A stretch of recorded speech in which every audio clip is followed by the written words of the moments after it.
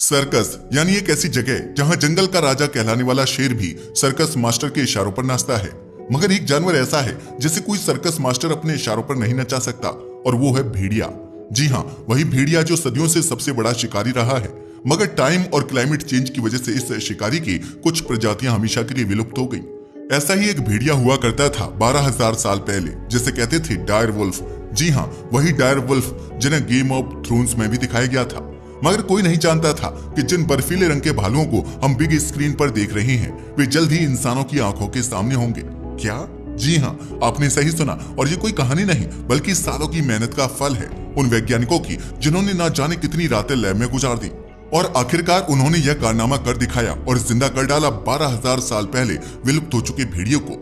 मगर सवाल ये है कि नेचर के खिलाफ जाने की यह लड़ाई आखिर कितनी लंबी चलेगी?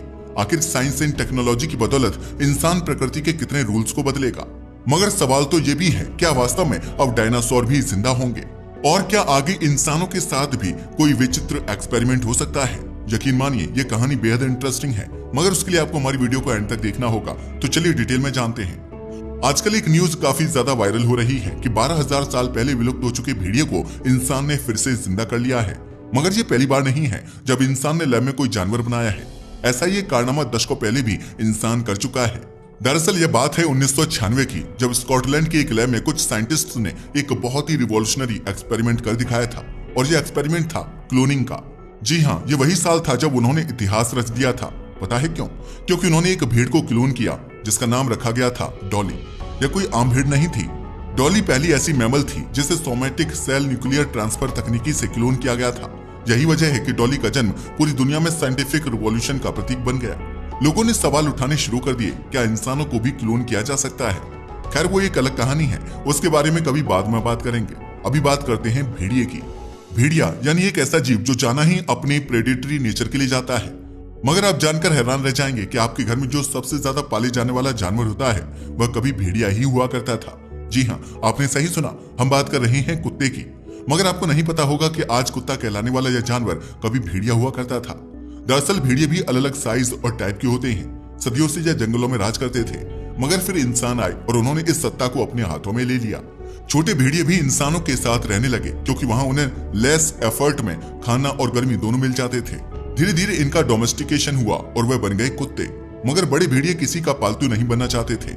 वे घरेलू जीवन नहीं अपनाना चाहते थे और इंसानों से दूर चले गए। मगर इंसानों में उनका खौफ और प्रभाव बरकरार रहा, जिसका अंदाजा आप इस बात से लगा सकते हैं कि आज भी भेड़िया आया की कहावत क्वाइट फेमस है। मगर भेड़िए की एक और बहुत बड़ी प्रजाति हुआ करती थी जो कॉमन भेड़िए से बड़ी थी। मगर समय और क्लाइमेट चेंज के साथ सब कुछ बदल गया और 12-13 हजार साल पहले ये विलुप्त हो गए। इनफैक्ट हमारे पास तो उनकी मौजूदगी का कोई ठोस प्रमाण तक नहीं था, सिवाय कुछ फॉसिल्स एंड स्केलेटन्स के। लेकिन कुछ वैज्ञानिक वर्षों से इस पर मेहनत कर रहे थे और हाल ही में इस विलुप्त भेड़िए के कुछ शावक दुनिया के सामने आए हैं। वैज्ञानिकों ने दिन रात इस पर मेहनत की है और ये किसी फिल्मी कहानी से कम नहीं है। हमें पता है आपके जहन में भी जुरासिक पार्क मूवी का सीन आ रहा होगा, जहां वैज्ञानिकों ने डायनासोर का पुनर्जन्म करवाया था। हॉलीवुड में तो ये सब होता रहता है, मगर इनका हकीकत में हो जाना किसी सपने से कम नहीं है। वैसे कुछ ऐसा ही गेम ऑफ थ्रोन्स में भी देखने को मिला था, जहां पहली बार डायर वुल्फ से दुनिया का परिचय करवाया गया था। डायर वुल्फ की बात करें तो ये नॉर्थ अमेरिका कॉन्टिनेंट के अमेरिका, कनाडा, मैक्सिको और साउथ अमेरिका के वेनेजुएला में पाए जाते थे, मगर यह फिर विलुप्त हो गए।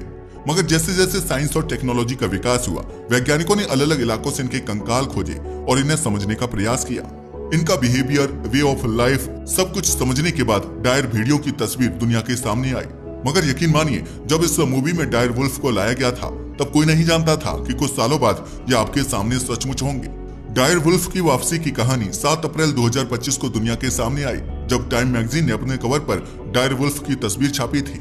और यह रिसर्च ऐसे सामने आई कि वैज्ञानिकों ने सालों की मेहनत से डायर वुल्फ के 3 शावकों को पैदा किया है। मगर सवाल यह है कि आखिर यह मुमकिन कैसे हुआ? आखिर 12,000 साल पहले विलुप्त हो चुके जीव को वैज्ञानिकों ने कैसे पैदा कर दिया? दरअसल यह समझने के लिए आपको थोड़ा सा पीछे लौटना होगा।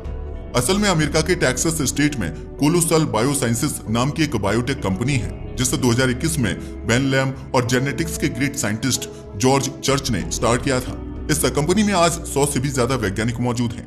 मगर जैसे ही यह कंपनी बनी थी, इसका गोल क्लियर था, एक्चुअल में इसका गोल विलुप्त हो चुके जीवों को फिर से पैदा करने का था और फिर कंपनी ने एक प्रोग्राम शुरू किया और सामने रखी एक जीवों की लिस्ट जिन्हें डी एक्सटिंक्शन प्रोग्राम के तहत वापस लाया जाना था। इस लिस्ट में पहले नंबर पर था वूली मैमथ जो 10,000 साल पहले विलुप्त हो चुके थे, तस्मेनियन टाइगर यानी थाइलासिन जो 90 साल पहले विलुप्त हुए और डोडो बर्ड जो 400 साल पहले इस दुनिया से खत्म हो गए। मगर 2025 में कंपनी ने सबको हैरान कर दिया। पता है क्यों? वेल ऐसा इसलिए क्योंकि इन्होंने एक ऐसा ऐलान किया जिसका डी एक्सटिंक्शन प्रोग्राम में जिक्र तक नहीं था। इन्होंने डायर वुल्फ की प्रजाति विकसित करने में सफलता प्राप्त करने का ऐलान किया। कुलूसल का यह एक ऐसा प्रोजेक्ट था जिस पर उन्होंने कभी भी खुलकर बात तक नहीं की थी, लेकिन जैसे ही यह खबर आई तो मानो पूरी दुनिया में एक नई बहस छिड़ गई। मगर सवाल यह है कि आखिर लैब में इतने टाइम पहले विलुप्त हो चुके जीव बने कैसे? चलो इस पूरे प्रोसेस को आसान भाषा में समझते हैं। डायर वुल्फ एक giant and dangerous wolf ice age के दौरान अस्तित्व में थे और अपने आकार, ताकत और झुंड में शिकार करने की शैली के लिए प्रसिद्ध थे। लेकिन जैसे जैसे समय बीता और जलवायु परिवर्तन हुआ, डायर वुल्फ धीरे धीरे विलुप्त हो गए। हालांकि इसके बोन एंड टीथ के अवशेष हमें आज भी अमेरिका के कुछ भागों में मिलते हैं, जैसे कि ला ब्रिया टार पिट्स कैलिफोर्निया में। इन्हीं अवशेषों से शुरू होता है डायर वुल्फ को लैब में दोबारा बनाने का ये सफर। मगर इसमें सबसे पहला और मोस्ट इम्पोर्टेंट स्टेप था डीएनए निकालना। मगर डायर वुल्फ के फॉसिलाइज्ड अवशेषों से डीएनए निकालना कोई आसान काम नहीं होता, क्योंकि समय के साथ डीएनए डिग्रेड यानी नष्ट हो जाता है। लेकिन आज के वैज्ञानिक कटिंग एज टेक्नोलॉजीज का उपयोग करते हुए फॉसिल में से माइक्रो फ्रेगमेंट ऑफ डीएनए को आइसोलेट करने में सक्सेसफुल हो गए। जब वैज्ञानिकों ने डायर वुल्फ के डीएनए को सीक्वेंस किया तो उन्हें एक बहुत ही चौंकाने वाली बात पता चली। दरअसल पहले यह माना जाता था कि डायर वुल्फ ग्रे वुल्फ का ही एक जाइंट एडिशन है, लेकिन डीएनए के एनालिसिस से यह प्रूवन हुआ कि डायर वुल्फ एक पूरी तरह से अलग प्रजाति थी जो लगभग 2 लाख साल पहले अन्य कुत्तों से अलग हो चुकी थी। इसका मतलब यह है कि यह केवल एक बड़ा भेड़िया नहीं बल्कि एक एक्सटिंक्ट एंशिएंट एनिमल था जिसकी अपनी एक अलग इवोल्यूशनरी लीनिएज थी। हालांकि काफी मशक्कत के बाद में डीएनए को पूरी तरह से सीक्वेंस कर लिया गया, लेकिन तब वैज्ञानिकों के सामने अगली चुनौती थी कि कैसे इस डीएनए को एक लिविंग सेल में डाला जाए और उसे एक लिविंग ऑर्गेनिजम्स के रूप में विकसित किया जाए। इसके लिए उन्होंने जीन एडिटिंग तकनीकी CRISPR-Cas9 का सहारा लिया। CRISPR की हेल्प से डीएनए के अंदर उन जीन्स को एडिट किया गया, मगर ये आसान नहीं था क्योंकि ये डीएनए बहुत ओल्ड होने के साथ साथ डैमेज्ड भी थे। साथ ही डीएनए के कुछ हिस्से पूरी तरह से गायब थे, जिन्हें वैज्ञानिकों ने कंप्यूटर मॉडलिंग और कंपैरेटिव जीनोमिक्स की हेल्प से फिर से बनाया। इस रिकंस्ट्रक्टेड डीएनए को लैब में आर्टिफिशियल रूप से सिंथेसाइज किया गया, यानी कि ह्यूमन टेक्नोलॉजी से डीएनए की कॉपी बनाई गई। अब इस डीएनए को किसी लाइव ओवा यानी एग सेल में डाला जाना था। इसके लिए वैज्ञानिकों ने ऐसे जीव की तलाश की जो डायर वुल्फ से काफी मिलते जुलते डीएनए रखता हो। वैज्ञानिकों के पास इसके लिए कई ऑप्शंस मौजूद थे, जैसे ग्रे वुल्फ, डोमेस्टिक डॉग और अफ्रीकन वाइल्ड डॉग। ये जीव इस प्रोसेस के लिए पोटेंशियल होस्ट थे। इन जीवों के ओए साइट से उनका खुद का डीएनए निकाल दिया गया और उसमें डायर वुल्फ का सिंथेटिक डीएनए डाल दिया गया। यह प्रोसेस बहुत सेंसिटिव एंड कॉम्प्लेक्स होती है, क्योंकि अगर डीएनए सही ढंग से फ्यूज ना हो तो सेल डिवाइड नहीं करता और ब्रूड यानी एम्ब्रियो नहीं बन पाता। फिर डीएनए को अंडाणु में डालकर सक्सेसफुली क्लोन एम्ब्रियो बनाया गया और फिर उसे एक सैरोगेट माँ यानी एक ऐसी मादा जो गर्भ धारण कर सकती है के गर्भ में ट्रांसप्लांटेड किया गया। यह आमतौर पर ग्रे वुल्फ या बड़े आकार की डॉग प्रजाति हो सकती थी।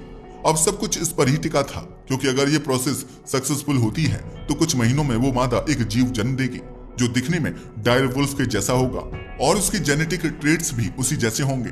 लेकिन ये सारी प्रोसेस केवल थ्योरेटिकल नहीं थी और एक बार में ही सब सही नहीं हुआ, बल्कि इसमें कई बार फेलियर्स भी आई।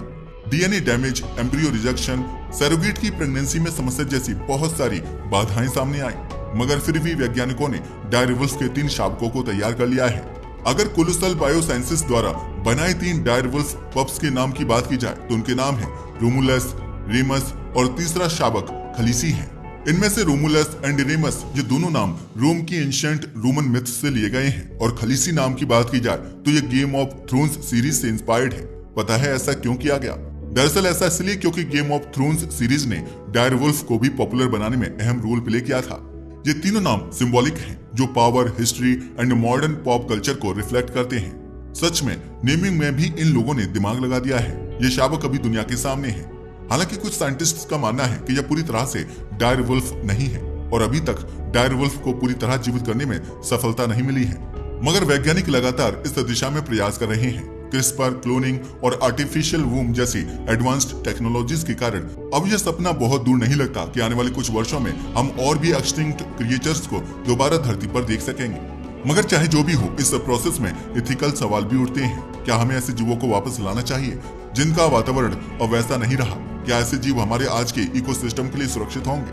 अगर डायर वुल्फ को फिर से धरती पर लाया जाता है तो उसका नेचुरल हैबिटेट कहाँ होगा? क्या वह इंसानों और पालतू जानवरों के लिए खतरनाक होगा? इन सभी बातों पर इन डेप्थ डिस्कशन चल रहा है। हालांकि साइंटिफिक कम्युनिटी का मानना है कि अगर ये प्रोसेस सक्सेसफुल हो जाती है तो न केवल हम एक्सटिंक्ट स्पीशीज को फिर से जीवित कर पाएंगे, बल्कि इससे हमें अपने आज के वातावरण को भी बेहतर समझने और बचाने में हेल्प मिलेगी। डायर वुल्फ को लम्बे बनाने की प्रक्रिया ने यह दिखा दिया है कि विज्ञान की शक्ति कितनी अद्भुत हो सकती है। यह केवल एक प्रयोग नहीं, बल्कि इवोल्यूशन, जेनेटिक्स और कंजर्वेशन का कॉम्प्लेक्स कॉन्फ्लुएंस है। वैसे अब मैमथ को वापस लाने की कोशिश चल रही है। अगर सब कुछ प्लान के अकॉर्डिंग होता है तो वह दिन दूर नहीं जब हम टीवी या किताबों में देखे गए इन पावरफुल क्रिएचर्स को असली जिंदगी में अपनी आंखों के सामने देख सकेंगे। तो यह थी कहानी हजारों साल पहले विलुप्त हो चुकी भेड़ियों की, जिसे वैज्ञानिकों ने जिंदा करके दिखाया है। वैसे आपका इसके बारे में क्या ख्याल है? क्या वह दिन दूर नहीं जब डायनासोर भी धरती पर होंगे? और क्या ऐसा होना धरती और इंसान दोनों के लिए सही होगा? और मृत इंसानों को वापस जिंदा करने के बारे में क्या ख्याल है? अपनी राय को हमें कमेंट करके बताना ना भूलिएगा। आज के लिए बस इतना ही। वीडियो पसंद आया हो तो इसे लाइक और शेयर करें। धन्यवाद।